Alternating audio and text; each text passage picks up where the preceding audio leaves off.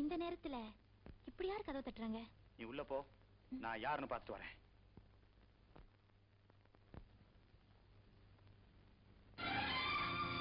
கைலாஷ், நான் வந்துட்டேன் கைலாஷ்.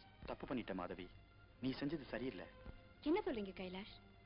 உங்களை பிரிஞ்சு இன்னொருத்தர் நான் கல்யாணம் பண்ணிக்க மாட்டேன். வாங்க, இப்படியே நாம 2 பேரும் எங்கேயாவது போயிடுவோம். முடியாது மாதவி, எங்க போனாலும் பணம் இல்லாம எப்படி வாழ முடியும்? சொத்து இல்லாம நீ மட்டும் வந்து.